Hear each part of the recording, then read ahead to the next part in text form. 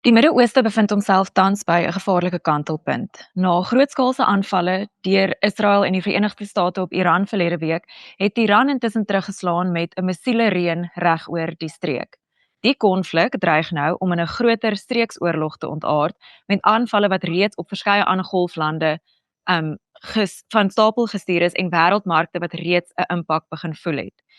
Hierdie aanslag deur Israel en die Verenigde State op Iran kom in 'n tyd wat die Iranese regime uiters broos is met hulle opperleier en potensiële opvolgers wat reeds deur die getekende aanvalle gedood is.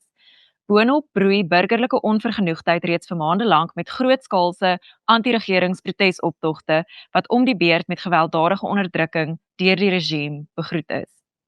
Teen hierdie agtergrond vra talle mense nou, hoekom juis nou?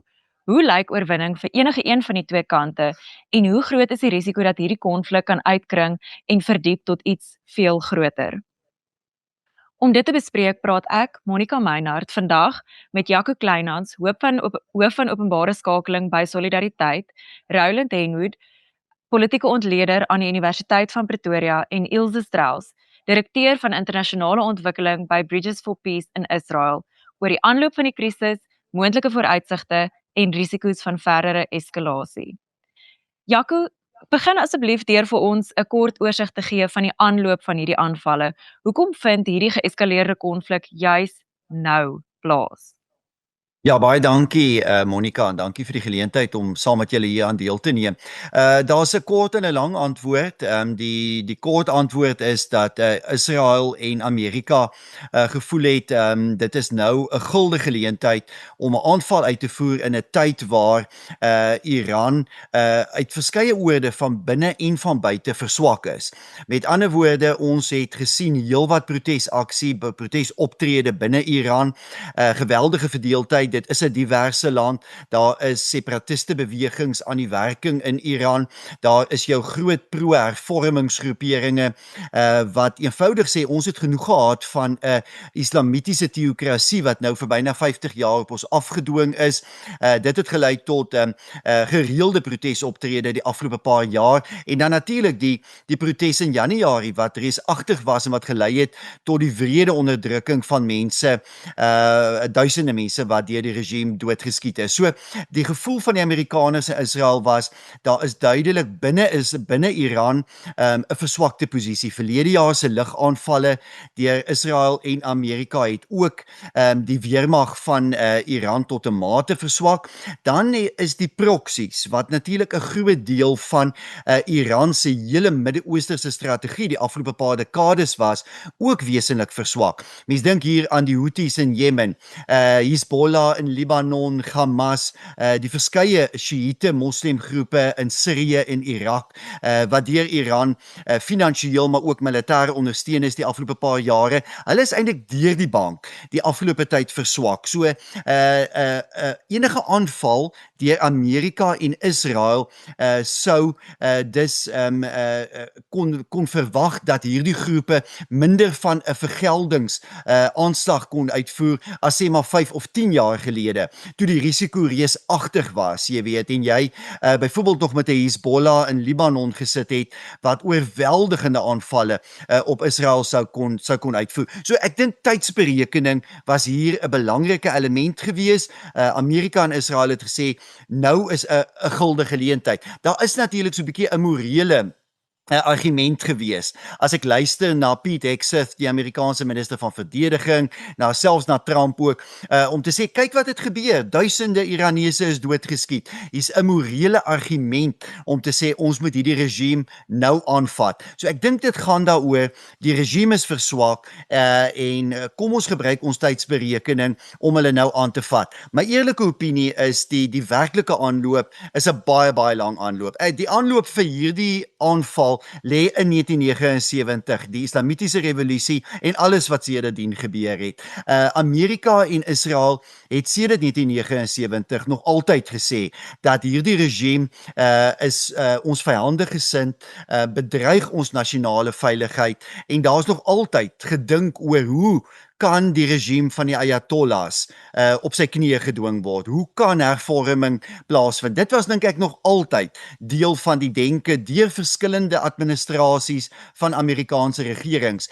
Nou is ons maar net by 'n punt waar die gevoel was daar was nog nie 'n beter geleentheid in al die jare, die afgelope 10, 20, 30 jaar, so 'n goeie geleentheid om hulle aan te vat nie. Groot risiko's, maar die geleentheid het nou beter gelyk as ooit die afgelope paar jaar.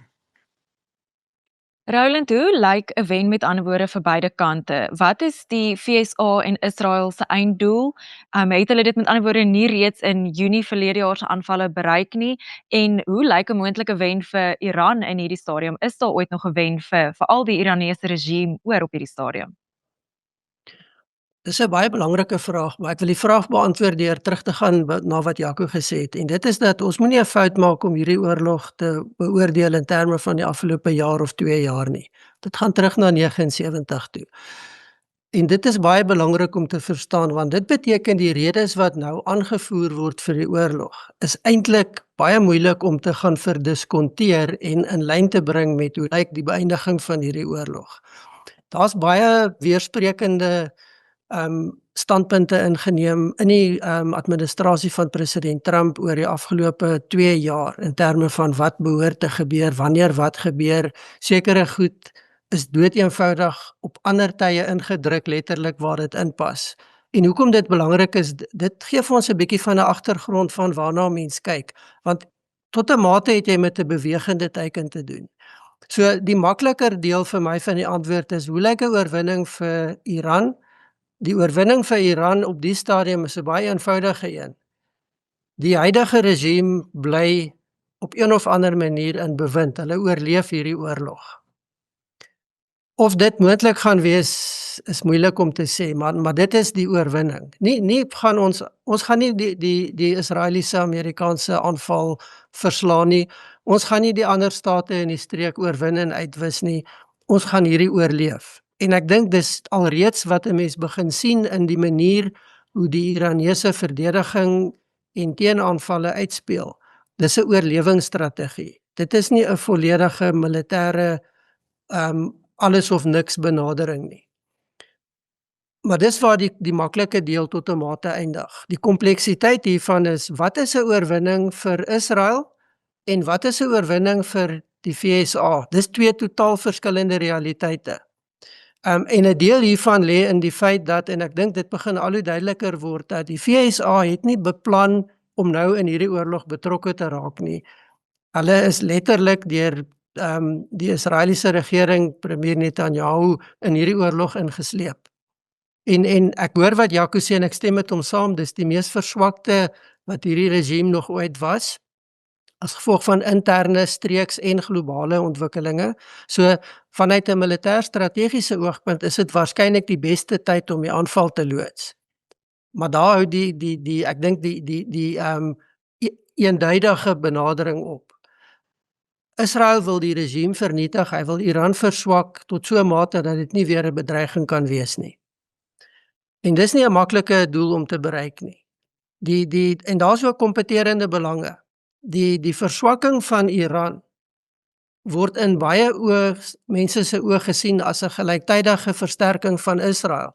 En dit is iets wat die Midde-Oosterse regerings nie baie gemaklik mee is nie. Nie dat hulle tevrede is met Iran nie, maar hulle soek nie 'n swak Iran en 'n sterk Israel nie. Hulle soek 'n magsbalans. Want dit is waar in terme van daai benadering waar die stabiliteit van die toekoms vir hulle lê en hulle belange die beste gedien word. En baie belangrik, dis ekonomiese belange. Daar's nie ander belange wat hulle dien nie. Dis absoluut ekonomiese belange. Goed, die laaste deel van die vraag, hoe lyk 'n oorwinning vir die FSA? Dis baie moeilik om te sê, want dis nie die oorlog is nie deur die FSA begin, lyk dit met 'n baie spesifieke einddoel nie.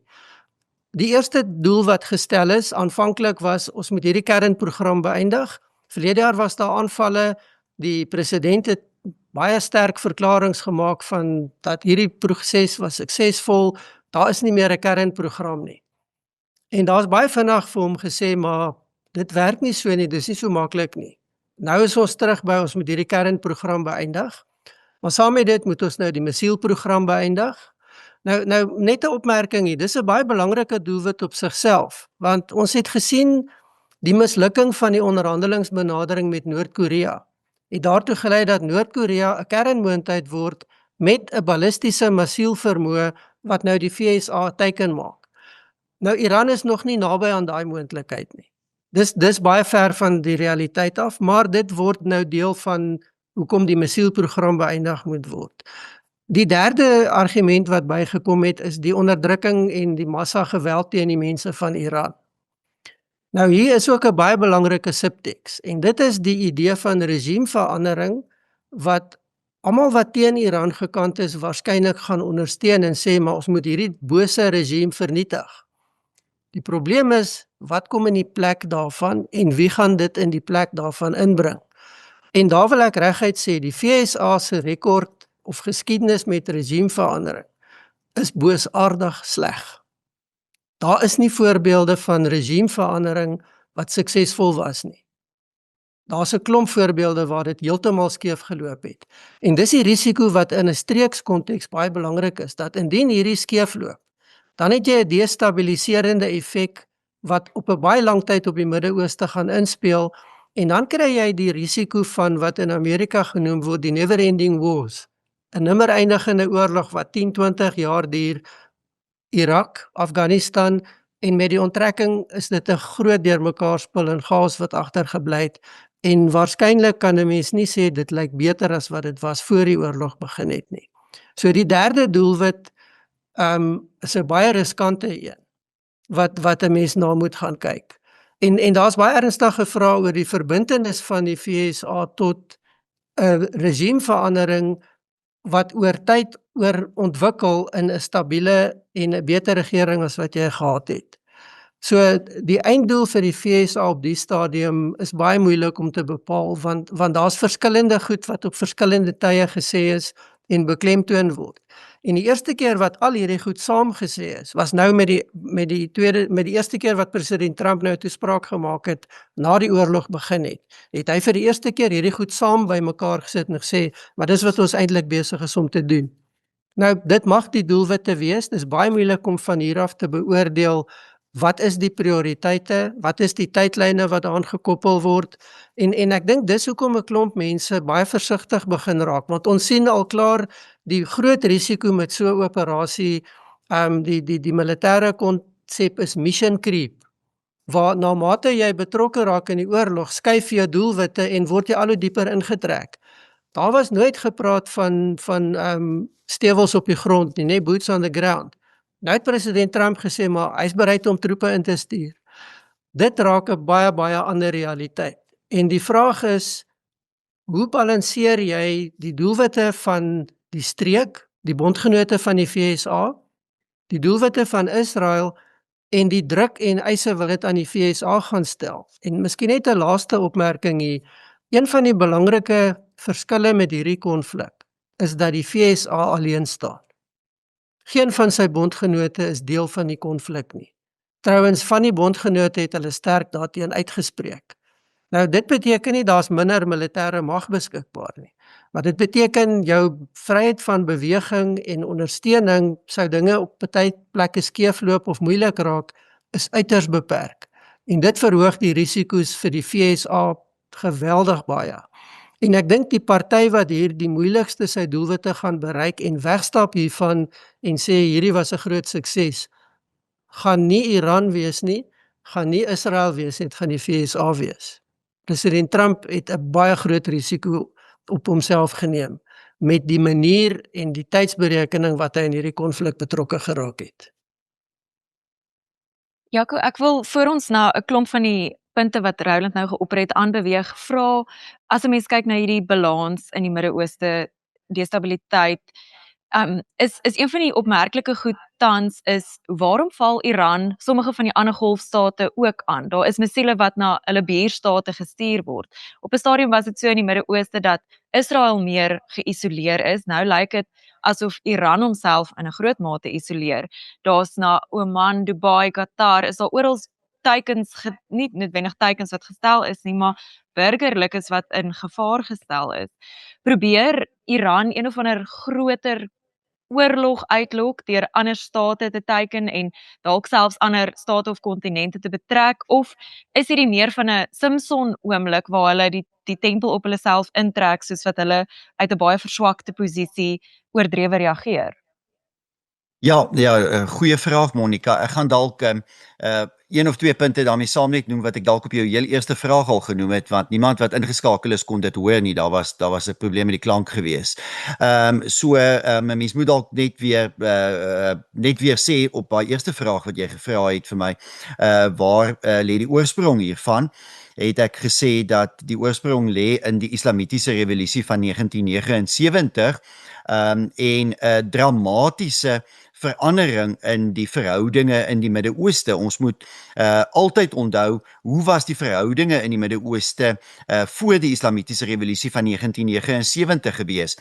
Jy het Iran gehad wat vir 'n redelike lang tydperk, ten minste sedert die staatsgreep van 1953 tussen 53 en 79 uiters pro-westerse, pro-Israel regering gehad het. Al was dit dan 'n monargie wat nie 'n demokrasie was nie, wat met tye miskien wel 'n korrup of onderdrukkend was dit wel 'n baie progressiewe regering in Iran in daardie tydperk met baie noue bande met Israel, met Amerika, met Europa, met westerse lande en dis ook 'n ander benadering ten opsigte van sy rol in die streek in die Midde-Ooste. Dit het dramaties natuurlik verander na die Islamitiese revolusie van 79. Nou, waar jy 'n Sjiïte Moslem Islamitiese teokrasie gekry het wat baie skielik by 'n punt gekom het waar hy gesê het van waar ons bondgenote met Israel was, beskou ons Israel nou as ons primêre vyand en Israel is 'n staat wat uitgewis en vernietig moet word en dit word die amptelike beleid van die land Iran. En hier moet 'n mens net altyd sê, mense moet net Iran mooi verstaan. Iran is 'n komplekse samelewing, dis 'n groot land geografies. Ek dink nie enigiemand moet probeer om Iran met soldate op die grond te probeer verslaan nie. Jy kan nie. Irak het probeer, baie ouens in die verlede dit probeer. Dis geografies, wil ek sê is dit soos Rusland, byna onmoontlike land om sommer net volledig te gaan verslaan deur soldate in te stuur. Dit is demografies 'n komplekse land. 50% is Persiërs, maar ja, die res is Turke en daar's 'n Arabiese minderheid wat dan nou ook Soenite moslems is en nie Sjiïte nie. Daar is Armeniërs in die Noordwes. Mense, daar's 'n minderheid uit Azerbaijan, daar is die Assiriërs wat eintlik een van die oudste volke in Iran is. Dis 'n komplekse demografiese samelewing wat uiteindelik die afgelope byna 50 jaar sedert 1979 almal onderhoorig was, almal eintlik geplaas is onder die beheer van die Ayatollahs, die Sjiïte Islamitiese bewind. En dit het nie net in Iran afgespeel nie, maar het 'n rimpel-effek dwars deur die hele Midde-Ooste gehad. Midde-Oosterse verhoudings is ook gevorm aan die hand hiervan. Met ander woorde, jou Soenite Arabiese lande het dikwels in 'n diepe gespanne verhouding met Iran gefunksioneer. 'n Land soos Saudi-Arabië met 'n geweldige spanning voortdurend ervaar met Iran en met Iran se proksies. Jy kan maar gaan kyk na die verhouding tussen Saudi-Arabië en die Houthis in Jemen en die voortdurende stryd wat daar plaasgevind het. So dit is nie daar is nie 'n soort van moslim solidariteit soos wat party mense dalk sou dink tussen Iran en al die Arabiese lande nie. Dis totaal verskillende wêrelde. Jy kan 'n Persiër en 'n Arabier nie binne dieselfde konteks sien nie. Dit is kultureel mense wat histories oor 2-3 duisend jare ander verhaal het om te vertel en gevolglik ook ander soort van spanningslyne het wat tussen hulle ontwikkel het. En dit bring mens dan by jou vraag. Jou vraag is baie belangrike vraag, want die vraag gaan nie net oor wat vandag daar gebeur nie, en ek het vanoggend al hoeveel navrae gekry. Ek is eintlik verras, en ons weet dit eintlik, hoeveel Suid-Afrikaners in die Midde-Ooste werk en tydelik daar bly. Jy weet, ek het mense in my kerk wie die man werk op 'n olieboor in Saudi-Arabië, en ons ken baie mense wat in die wapenvervaardigingsbedryf in Abu Dhabi werk, en daar is soveel onderwysers. Qatar het natuurlik geweldig baie onderwysers uit Suid-Afrika die afgelope paar jaar aangestel, en so kan ek aanhou en ons sien wat speel daar af, hierdie lugaanvalle. Ek moet sê, ek was verras. My eie verwagting Saterdagoggend was dat Iran hoofsaaklik dan Amerikaanse weermagbasisse in hierdie lande sal aanval. Kuwait, daar waar ons al gesien het 4 Amerikaanse soldate is dood. Daar die reuse 'n weermagbasis in Qatar wat die grootste Amerikaanse basis in die streek is. Dat Iran besluit het om ook reuse ander aanvalle op ander teikens, met ander woorde oliebore, gasaanlegte, hotelle, lughawens in Dubai, Doha, Abu Dhabi, Oman, elkeen van hierdie lande uit te voer, het ek nie verwag nie. En dit sê vir ons iets van die absolute desperaatheid van hierdie regime in Teheran, maar ook die vlak waartoe hulle bereid is om reuse risiko's te neem. Ek dink, en hierdie is my opinie, ek sal graag wil hoor wat die ander lede dink, maar my opinie is dat hulle gedink het, indien hulle 'n groot mate van onstabiliteit in die streek kan skep. Met ander woorde, die lughawens in Doha en Abu Dhabi en Dubai kan nie meer vlieg nie. Ons sien dit, né? Daai 2500 vlugte deur Dubai lughawe tot 'n stilstand gekom per dag. En ons sien daar kan geen olie en gas uitgevoer word deur die seestraat van Hormuz nie. En ons skep eintlik paniek in die Midde-Ooste, paniek in hierdie uiters stabiele ryk golflande. Dan sal dit eintlik Amerika en Israel dwing om so gou as moontlik met hulle operasie te stop en een of ander ooreenkoms met Iran te sluit. Ek dink dit is die idee agter hierdie aanvalle gewees. Die golflande wil stabiliteit hê, hulle hele model is op stabiliteit gebou. Onstabiliteit gaan beteken die Saudis en die Emirate gaan vir Amerika sê, asseblief, hier is ons voorstel, sluit 'n ooreenkoms met Iran, ons kan nie hierdie onstabiliteit verduur nie. Ek dink ons is nou op 'n punt waar eintlik die teenoorgestelde kan gebeur. En dit is bietjie waar ek miskien verskil oor die vraag oor bondgenootskappe. Ek dink Amerika en Israel het meer bondgenootskappe as wat die persepsie dalk in sommige media mag wees. Ek dink as ek kyk na die Duitse bondskanselier wat gister die Withuis besoek het, Duitsland staan eintlik baie naby aan Amerika en aan Israel. Ek dink Brittanje word gedwing in daardie rigting. Hulle het vlootskepe gister na die oostelike Middellandse See gestuur, en ek wonder op watter punt is Saudi-Arabië, die Emirate, Qatar, al hierdie lande om indirek primêr en uiteindelik dalk selfs meer direk hierby betrokke te raak. Daar's 'n woede. Daar's 'n absolute woede onder die ryker golflande oor dit wat Iran gedoen het. Ek dink Iran het sy hand oorspeel. Daardeur sê ek nie, hierdie ding gaan nie in 'n gemors eindig nie, daar's steeds 'n groot risiko vir so 'n scenario. As ek kyk wat Israel deur die nag gedoen het, dink ek hulle aanvalle is strategies briljant om te fokus op die revolusionêre wag, op die plekke waar missiele afgevuur word, om met ander woorde Iran se slaankrag vinnig te probeer verminder.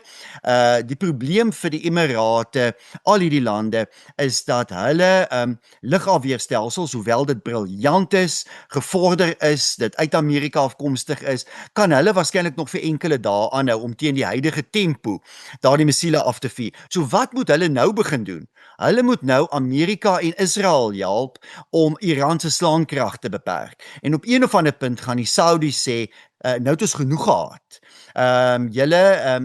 Iran, julle hou nou aan om ons aan te val. Julle val nou ons olie aanlegte aan, julle val ons pyplyne aan.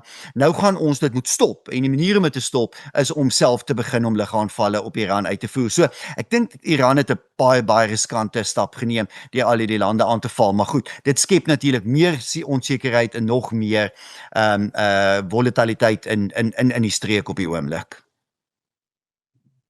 Ilse, Jaco het nou na hierdie woede verwys van die grondvlaktemperatuur in Iran en Israel, maar in die Midde-Ooste en Hebreë. Jou man en kind is tans in Israel terwyl jy tans in Suid-Afrika vasgevang sit. Jy bly eintlik daar, maar jy is op besoek hier. Wat is die grondvlaktemperatuur in die Midde-Ooste oor die algemeen veral onder burgerlikes? Wat is die aptyd vir hierdie oorlog? Wat is die gevoel oor hierdie oorlog? En veral vanuit die burger se perspektief, ook as iemand wat daar bly al vir jare. Dankie Monica. Ek dink Jaco en Roland het hierdie situasie so goed opgesom in terme van wat 'n gemors. Dit is so kompleks. Dit speel in van hierdie kant af, dan kry jy hierdie van hierdie kant af. Dit is net nie 'n situasie wat jy in 5 minute kan opsom. Elkeen het 'n ander doelwit, elkeen wil iets anders bereik. Die ding wat ek dink ons nog nie aangeraak het hier nie, is ideologie. En Iran veg uit 'n absolute ideologiese standpunt uit. Nou dit is iets wat inspeel op hoe die burgerlikes in spesifiek Israel hieroor voel. Nou Israel, ons is al die afgelope meer as 2 jaar in 'n oorlog, bietjie meer, bietjie minder gewikkel. So ons kyk na 'n burgerlike populasie wat redelik oorlogfoos is. Want as jy kyk na Israel, jou burgerlikes is basies ook jou weermag. Ons het 'n burgerlike weermag. So dit beteken almal onder 45, elke manlike persoon op 'n stadium word opgeroep om in die oorlog te veg. Terwyl die liggaamval sirenes nog skree, word almal opgeroep om te gaan. As ek moet kyk na hoe die burgerlikes tans in Israel voel, ons is gereed hiervoor. Ons is moeg, maar as dit moet, dan sal dit gebeur. Want Israel het uit ondervinding geleer dat wanneer iemand sê ons kom om jou te vernietig, dan bedoel hulle dit. En dit is iets wat Iran van die begin af gesê het, weer net om dit duidelik te maak. Wanneer ek sê Iran, bedoel ek die Iran regime. Hulle wat in 1979 oorgeneem het, hulle het van die begin af gesê, Israel is nou ons vyand nommer 1. Dit is die ideologie van die Shia. Iran het ook baie duidelik gemaak dat die revolusie uitgevoer moet word na die res van die wêreld. Wat beteken, hierdie revolusie word afgedwing wêreldwyd. Dit is iets, die Sharia wetgewing wil ons wêreldwyd toepas. Nou, die begin was Israel. Israel sal stap 1 wees. So hulle vyand nommer 1 is Israel. Ja, ons wil hê Israel moet uitgewis word. En dis iets wat hulle baie duidelik oor en oor gesê het. Daar was tot 'n klok in Teheran wat afgetel het na die vernietiging, wat die Ayatollah gesê het, hierdie is 'n klok wat aftel na die vernietiging van Israel. En oor gesê op sosiale media, en baie keer kan dit afgemaak word, ag, hy het 'n slegte dag, hy praat bietjie uit, dis soos 'n tiener wat sy deur toe klap. En weer eens, Israel het baie duidelik uit ondervinding uitgeleer, dat wanneer iemand sê ons kom vir jou, dan kom hulle vir jou. En dit is iets wat ons na Oktober 7de ook gesien het, wat die Israelies my gesê het. Maar oor en oor het Hamas gesê wat hulle aan ons gaan doen, en dit is presies wat hulle gedoen het. Ons moes vir hulle geluister het. So, om op te som, die Israelies het geweet, almal het geweet wat kom. So daar was 'n keuse. Die keuse was nie vir ons tussen dis oorlog of vrede nie. Die keuse vir Israel was, of daar is oorlog nou, uit ons standpunt uit, of daar kom ook baie wreder oorlog later, wanneer Iran baie beter slaankrag het. So hierdie was, uit 'n Israeli oogpunt uit, onvermydelik, die burgerlikes het dit geweet, dis niemand wil oorlog hê nie. Geen regdenkende mens wens daarvoor nie, maar ongelukkig was hierdie onvermydelik. Jaco, wat is die kanse vir burgerlike opstand wat regimeverandering in Iran dryf? Maak die FSA dalk daarop staan dat daar burgerlike opstand van die Iranese bevolking is? Want Roland het ook vroeër 'n opmerking gemaak oor die boots on the ground. Wie gaan op die ouende troepe instuur of maak hulle staat op daai interne ontwaking ook? Ja, kyk, ek dink dis die groot risiko vir Amerika en Roland het dit duidelik gestel dat ek dink indien Amerika by die punt kom waar hulle boots on the ground sit, dan gaan hierdie 'n nagmerrie vir die Amerikaners ontaard. Ek sou dink die Amerikaners moet dit te alle koste vermy.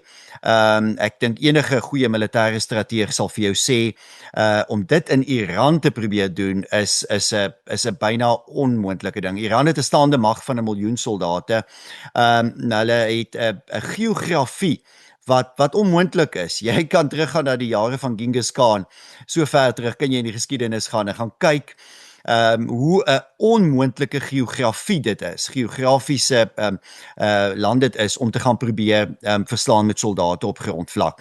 Die beste scenario hier in my opinie is dat jy gematigde mense in die huidige regime kry wat ooreenkoms aangaan met die Amerikaners. Ek wil nie noodwendig sê met Israel nie, waarskynlik met die Amerikaners, gefasiliteer deur lande soos Oman en Qatar om stabiliteit te bring en dan stelselmatige hervormings te implementeer. Ek wil nie sê dis die beste scenario nie, dis vir my amper die mees logiese scenario en dit speel so 'n bietjie in op dit wat die Trump-administrasie in Venezuela ook gedoen het. Nie 'n volledige revolusie afgedwing nie, vanuit die bestaande regime in Venezuela in 'n voortsetting ingestel wat stelselmatige hervormings begin implementeer en dan vir almal so klein bietjie van 'n oorwinning gee en so klein bietjie van hulle sin.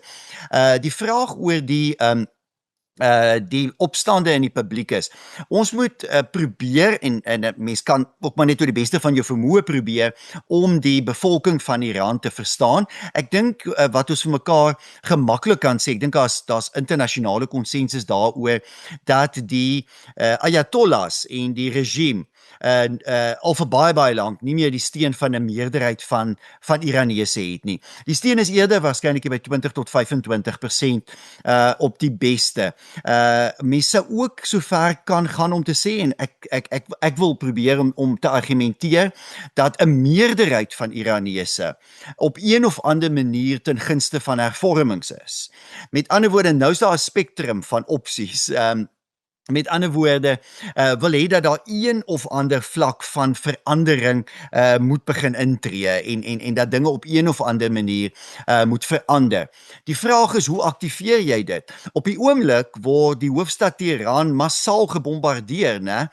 So mense bly eintlik tuis. Dit is mense is nie buite op straat nie. Niemand gaan nou uitgaan en hulle duisende massaal gaan betoog en 'n revolusie pleeg nie. Die vraag is op watter punt vind 'n revolusie plaas.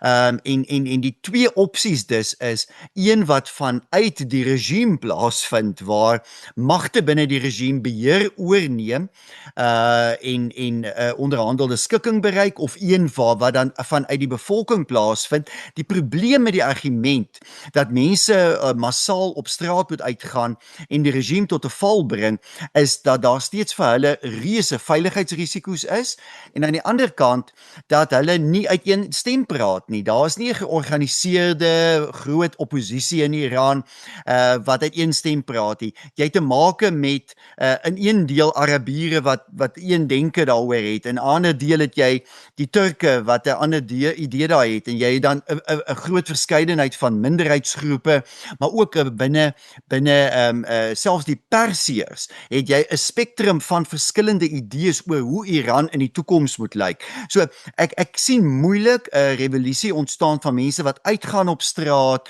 wat die regering tot 'n val bring en dan iets nuut laat gebeur. Dit kan van hulp wees, dit kan 'n soort van grootskaalse betogings kan 'n bydraende faktor wees tot 'n poging van mense binne die huidige regime om iets nie daar te stel. Maar ja, ek is baie onseker oor of gewone mense in Iran bloot maar net die regime tans tot 'n val gaan bring. Die vraag vir my is, en daarmee sluit ek dalk my antwoord hiermee af, is tot watter mate het instellings soos die revolusionêre wag, die islamitiese revolusionêre wag, tot watter mate het hulle nog slaankrag? Kan hulle nog mense onderdruk? Kan hulle oppositie binne die bestaande regering uitskakel en die mag oorneem? Kan daar 'n soort van militêre staatsgreep, en dit is nie die regte woord nie, maar 'n soort van ander greep vanuit hierdie groepe nog plaasvind? En ons is eintlik onseker daaroor op die oomblik. Ons weet eintlik nie wie leef en wie is dood van baie van hierdie leiers nie. Ja, as ek net 'n opmerking kan maak, by Jaco aansluit. Ek dink die kritiese punt nou is in die volgende week of so, tot watter mate word die revolusionêre wag verswak en dan is daar 'n konfrontasie moontlikheid tussen noem dit die nasionale weermag en die revolusionêre wag, want dit is twee kompeterende instellings. Die een is daar as 'n onderdrukkende beskermer van die regime, die ander een het die meer algemene take. Nou hulle hou natuurlik met mekaar verband, verdediging en die goed, maar die mate waartoe daar is splitsing gedryf kan word tussen die weermag se leierskap en die revolusionêre mag, dink ek is baie belangrik. En saam met dit ook die noem dit maar die polisie. Tot watter mate daar 'n fragmentering en dan 'n konsolidering teenoor mekaar plaasvind, is waarskynlik meer betekenisvol op die stadium as die feit dat duisende mense moet in opstand kom. Dit gaan tot niks lei nie. Die risiko's is te groot en dis onsamehangend. So dit is die kritiese element en die vraag natuurlik is en dit is nie 'n vraag nie. Daar's baie eksterne rolspelers hierby betrokke wat hierdie proses probeer aanhelp. Die vraag is hoe suksesvol gaan hulle wees, hoe goed is hulle voorberei en hoeveel kan hulle bereik op die stadium, saam met dan die interne leierskap. En een van die kritiese elemente is natuurlik die vraag van wie leef nog en is in 'n posisie om nog leiding te kan neem. En ek dink dit is miskien een van die redes hoekom ons die tipe aanvalle sien wat ons in die streek sien. Daar's 'n doel van vernietiging van die koste van die oorlog groter maak, maar dit lyk of daar 'n mate van ongekoördineerde aanvalle is. En dit hou waarskynlik verband met wie is in 'n posisie om besluite te neem en om hierdie aanvalle te lei, en dit lyk of daar nie die koördinering is wat 'n mens sou verwag nie. Ilse, net om weer terug te keer na jou, iets wat ons in ons konteks in Suid-Afrika glad nie ken nie, is 'n oorlogsgetuisterde norm. Dit is iets wat glad nie in ons huidige konteks enigsins waarmee ons vertroud is nie. Waar julle wat in Israel bly en die Midde-Ooste oor die algemeen, dit is julle norm. Jy het ook vroeër verwys na die Israeliese mense wat oorlogsmoeg is. Wat is die aptyd om met 'n volskaalse oorlog voort te gaan tans, veral as 'n mens nie noodwendig weet wat die vooruitsigte daarvan is, wanneer die einde daarvan moontlik kan wees nie. Monica, jong, ek dink die Israeliese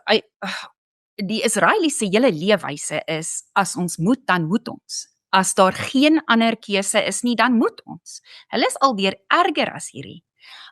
Ons is voorberei op oorlog. Israel het 'n absolute wetenskap daarvan gemaak om voorberei te wees op 'n oorlog. Ons het die Iron Dome, ons het die David Sling, ons het die Arrow. Hulle skiet 80-90% van die missiele wat op ons afgevuur word, skiet hulle af. Dit beteken nie daar is nie gevaar nie, want 10-20% van hulle wat deurkom, daai missiele is so groot soos 'n trok. Die ballistiese missiele is so groot soos 'n trok.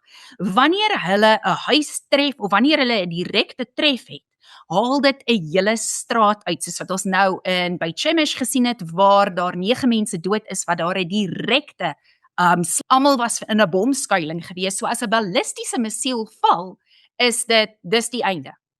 Nou, dis vreemd hoe vinnig 'n mens aan iets kan gewoond raak. Ek onthou met die eerste Iran-oorlog, daai eerste dag is die adrenalien is, jy weet nie wat om te verwag nie, jy is soos 'n kat op 'n warm sinkplaat.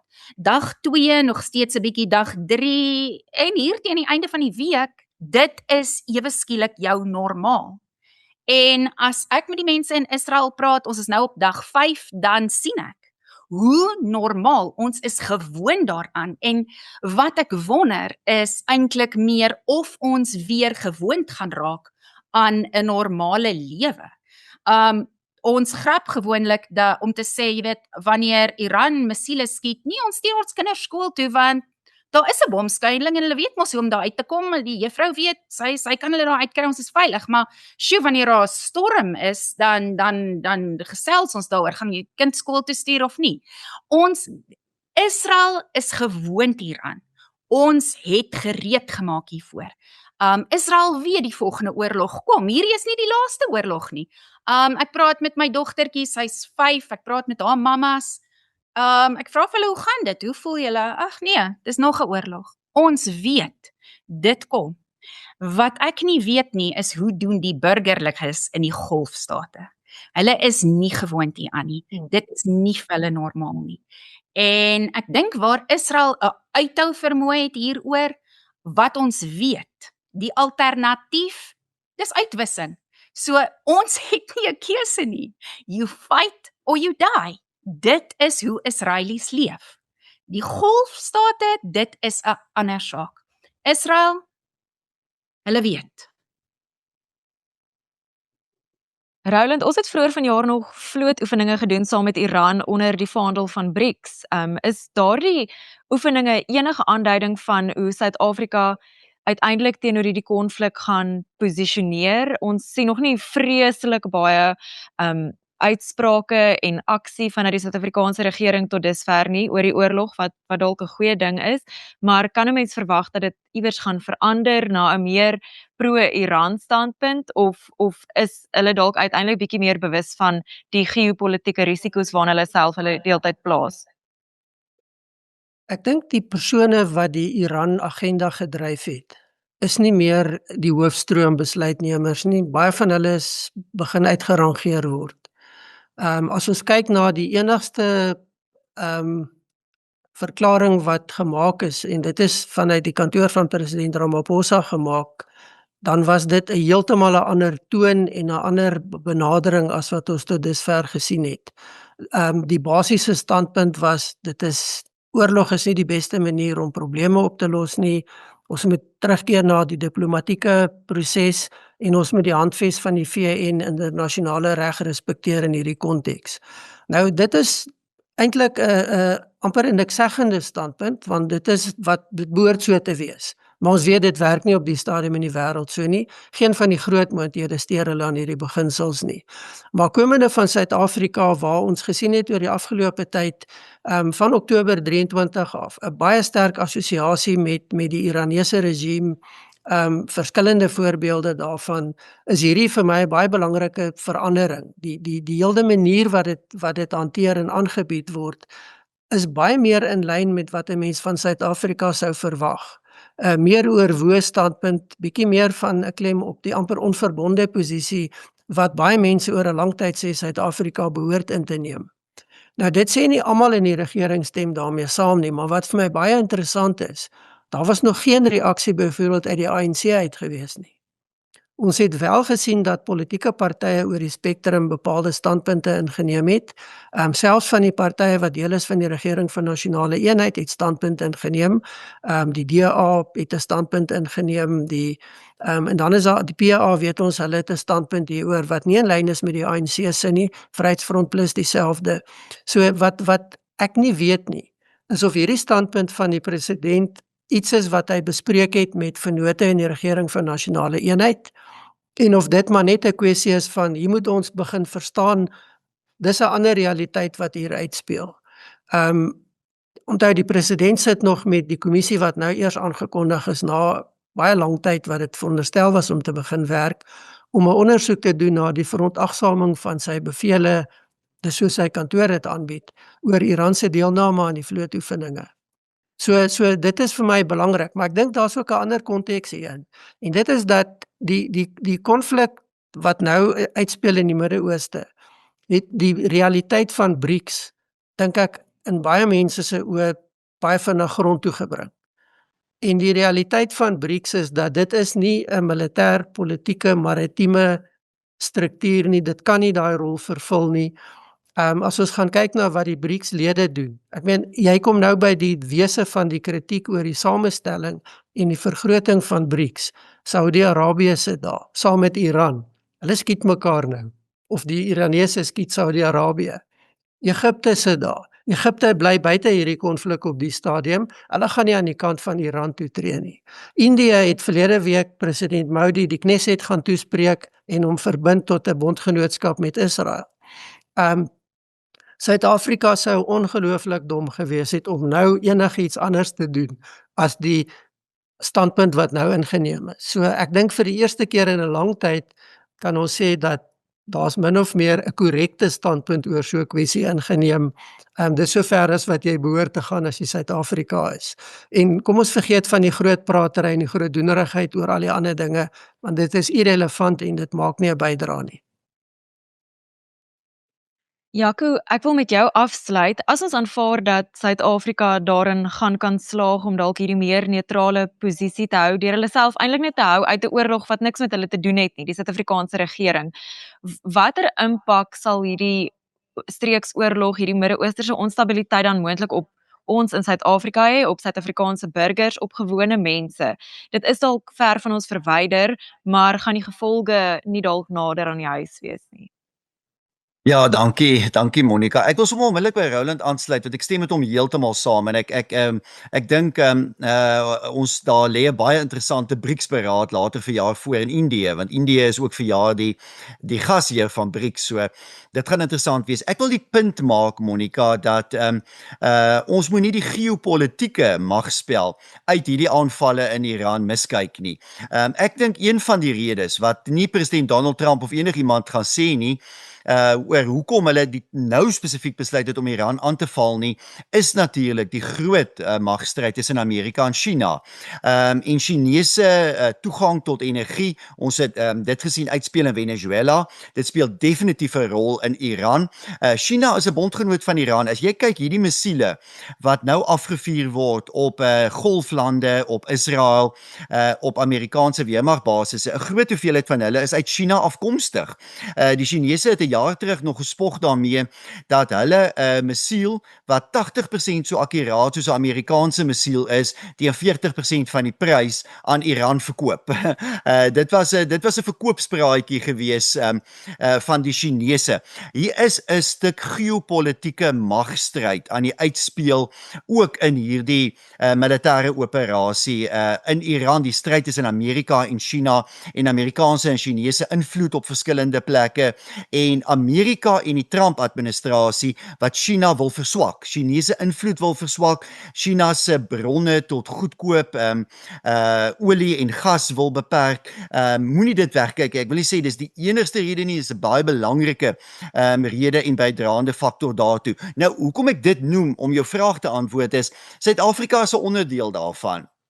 Suid-Afrika is 'n rolspeler binne dit alles. Nou, Suid-Afrika word gesien as 'n land wat die afgelope paar jaar diplomatieke foute gemaak het deur homself te naby aan Iran en Venezuela en Cuba en 'n klomp van hierdie lande te posisioneer. Die ANC was nog altyd daar gewees. Ons weet dit. Nelson Mandela het ontmoet met Ali Khamenei baie jare gelede. Suid-Afrika en dan wil ek sê die ANC as party en die ANC regering het met tye altyd bande gehad met baie van hierdie groepe. Dit wat eintlik die afgelope 2-3 jaar gebeur het, was wel 'n swak uitdrukking van daardie historiese bande. Swak besluite, swak uitsprake, dit wat Fikile Mbalula, sekretaris-generaal van die ANC, gister weer gedoen het, deur op sosiale media dit terug te vat na die Shah en die Shah se bande met apartheid Suid-Afrika. Ek wil eintlik net vir Fikile Mbalula sê, bly net stil. Bly net stil. Ons moet op hierdie stadium versigtig wees, genuanceerd wees. Suid-Afrika se se spesiale gesant vir Amerika is tans in die FSA. Hy's op die oomblik soos wat ons nou hier vanoggend met mekaar praat, is hy in Washington DC. Ek vermoed hy gaan moet vra antwoord oor wat Fikile Mbalula kwytraak en al die soort van dinge. Dit is onnodig. Dit alles is baie onnodig. Die probleem is daar's 'n baie sterk groepering van die Israeliese lobby en van groeperinge in die Amerikaanse regering wat nou maar hulle lysie maak. Hulle lysie van die vlootoefeninge saam met Iran, die besoek van ons weermaghoof aan Teheran verlede jaar, uitsprake op sosiale media van mense in die regering en ek dink dis alles dwaas want Suid-Afrika word geraak. Ons word ekonomies geraak deur natuurlik stygende oliepryse, 'n versterkende dollar wat lei tot 'n verswakte rand. Ek kan vir jou voorbeelde noem van hoe ons by Solidariteit net in die afgelope 2 dae gebel is deur sektore wat klaar geraak word, of vleisuitvoere na die Midde-Ooste, vrugte en groente. Ons het groente wat moet vlieg na die Midde-Ooste wat uitgevoer moet word wat ons boere verbou. Dit kan op hierdie stadium nie vlieg nie na lande soos Saudi-Arabië en die Emirate. Ons ekonomie word onmiddellik geraak deur hierdie konflik. So ons moet hoop hierdie konflik kom so gou as moontlik tot 'n einde dat die ekonomiese skade beperk kan word en dit het te maak met die dollar en dan natuurlik met oliepryse, maar oor die langtermyn moet ons ook hoop rondom die politiek en die geopolitiek dat dit so gou as moontlik tot 'n einde kom, want Suid-Afrika het 'n reuse risiko geneem om homself te naby te posisioneer aan Iran en die proksies van Iran, soos Hamas en Hezbollah, en daardie risiko is tot 'n mate, daar's 'n poging gewees. En ek dink dis waarna Roland ook verwys, net deur president Ramaphosa, is daar nou 'n poging om dit te bestuur. Maar dit is nog nie heeltemal afgedek nie, nee. Daardie risiko is nog nie weg nie. Daar is ongelukkig nog baie ouens wat Suid-Afrika daar sien en dit sal bestuur moet word hoe ook al hierdie konflik uitspeel. Suid-Afrika is nie 'n geopolitiese supermoondheid nie. Ons is op die heel beste 'n streeksmoondheid, 'n Suider-Afrika streeksmoondheid wat 'n primêre rol kan speel in Suider-Afrika en namens sy suidelike Afrika ook kan praat. En in terme van ons diplomatieke diens, ons diplomatieke verhoudinge, moet ons 'n tree teruggee in daardie rigting en ek dink ons moet de-eskaleer en 'n goeie manier om dit te doen is om die regering van nasionale eenheid in te span en dit gebeur nie. Die ANC hou aan om buitelandse sake en ons diplomatie te beset asof dit aan hulle alleen behoort, asof dit hulle alleen eiendom is, en ek dink dit is noodsaaklik dat daar 'n breër, groter poging moet wees om 'n meer genuanceerde standpunt in te neem, veral nou in hierdie tye waar ook hierdie Iran, ook hierdie konflik nou daar, ook hierdie militêre operasie 'n geopolitiese speelbal gaan raak tussen verskillende supermoondhede. Jaco, Roland, Ilse, baie dankie. Ek dink dit is 'n ongelooflike komplekse situasie wat nie net daar waar die kern daarvan is, soveel bewegende dele het nie, maar ook die uitkring-effekte daarvan. Hierdie is definitief nie die laaste keer wat ons gaan gesels oor die konflik en die gevolge daarvan nie, maar vir nou sê ek vir julle dankie vir julle deelname en vir die konteks en die klarigheid wat julle ook vir ons lesers hier rondom gebied het. Tot volgende keer.